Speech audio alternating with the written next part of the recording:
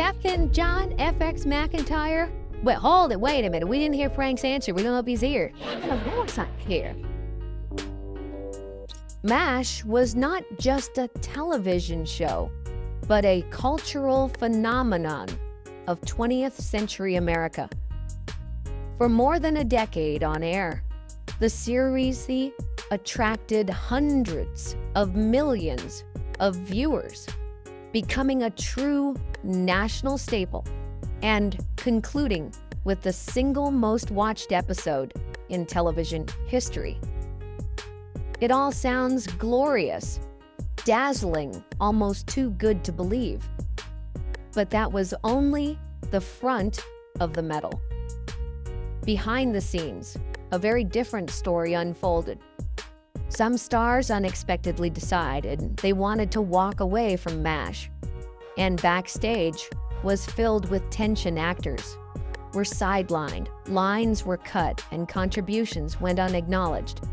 Some grew so exhausted they had to be hospitalized under pressure.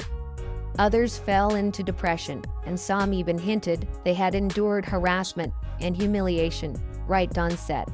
So among this legendary cast who chose to turn their backs on MASH, and after leaving, how did they spend the rest of their lives? We're about to find out. If we talk about the monuments of American television in the 20th century, it would be a terrible omission to ignore MASH.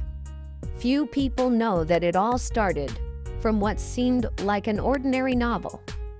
MASH, a novel about 3 Army doctors, published in 1968 by Dr. Richard Hooker, the pen name of H. Richard Hornberger, a surgeon who had directly experienced the Korean War. He wrote pages that were at once bitter, tragic, and satirical about the madness of war.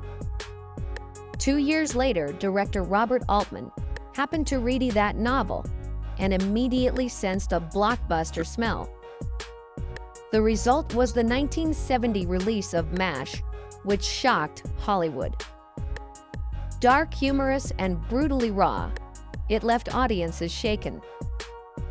The film won the Palme d'Or at the Cannes Film Festival, the Academy Award for Best Screenplay, and became the subject of endless discussion among critics and the public alike.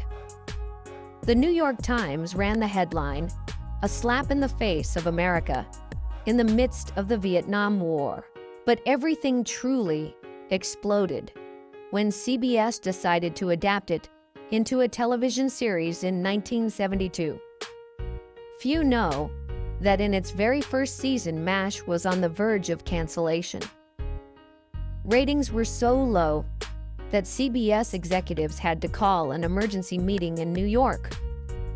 One director even slammed the table and said bluntly, "Cancel it. This show is too heavy. The American audience won't swallow it." But then a single decision to change the broadcast time slot changed everything. From being ridiculed, MASH suddenly shot up into a national phenomenon. Emmys and Golden Globes were showered upon the show. American audiences treated MASH as weekly spiritual nourishment. At its peak, the show attracted up to 100 million viewers per episode.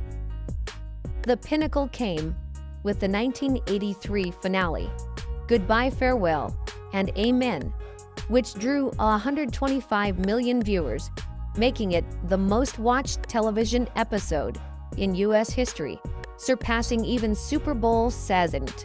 NBC, its eternal rival, bitterly admitted, "On air, CBS has stolen the television crown from our hands." It all sounded so glorious and dazzling, it was almost unbelievable. But that was only the front of the medal.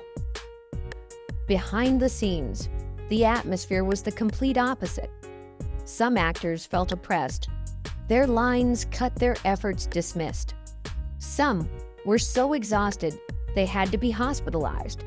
Others fell into depression, and there were even hints of harassment and humiliation on set. Journalist Tom Shales of The Washington Post revealed in a 1981 interview what audiences saw was the laughter. But behind the camera, there were tears and even screams. And so the paradox erupted. A show hailed as the pride of America was actually driving its very stars to flee, even wanting to erase all traces of the roles that had made them famous.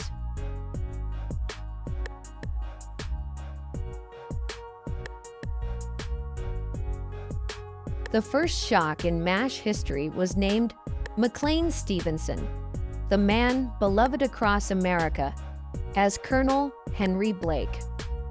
On screen, he was the symbol of goofy kindness, the laughter that soothed the pain of war. But behind that glow were long nights of exhaustion, tears, and a deep sense of betrayal. According to many in the crew, Stevenson always felt that Alan Alda and the writers squeezed him out so that all the spotlight would shine on Hawkeye.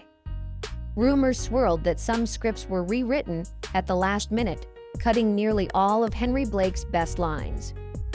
An anonymous script editor once told the Los Angeles Times McLean often walked out of meetings pale-faced, crumpling his script in his hand after realizing his part had been reduced to near nothing. The breaking point came when Stevenson collapsed in the dressing room at the California set. A colleague recalled him sobbing uncontrollably, repeating, "I feel like just a leftover clown, used to fill the gaps and then tossed away. This isn't the dream I dreamed of." That line later became remembered by many fans as his career's farewell note. Leaving MASH after season 3 felt like liberation for Stevenson, a declaration of war. He believed that outside CBS Hollywood awaited with golden opportunities. But reality was far harsher. His own show, The McLean Stevenson Show, 1976, was abandoned by audiences after only a few months. NBC spent millions promoting it, even erecting a giant billboard in Times Square. But the result was so humiliating that Variety mocked from superstar to unemployed in just one season. His next show, Hello, Larry, also flopped, becoming a punchline in TV history. With his career in freefall, Stevenson sank into alcohol. Throughout the 80s, he was often spotted drunk in Los Angeles bars, disheveled and weary. A former friend told the Chicago Tribune once he drank until he collapsed on the table, still clutching a photo of the MASH cast, muttering, "If only I had stayed. If only I hadn't been so stupid." His health rapidly deteriorated. Alcohol and mental stress led to high blood pressure and a weak heart. He lived quietly, rarely socializing, and almost disappeared from television. Friends who visited said his apartment was stacked with old scripts, dusty awards, while he sat alone watching early MASH episodes, clinging to fragments of his golden past. In 1996, McLean Stevenson died suddenly of a heart attack at the age of 68. The news shocked Hollywood. The New York Times printed on its front page the haunting line, "He left paradise to search for another and never found it." His death left an unquenchable regret. Stevenson once had it all: career, fame, the love of the audience. But because of the feeling of being sidelined, because of the desire to stand alone in the spotlight, he gambled and lost everything. It became a bit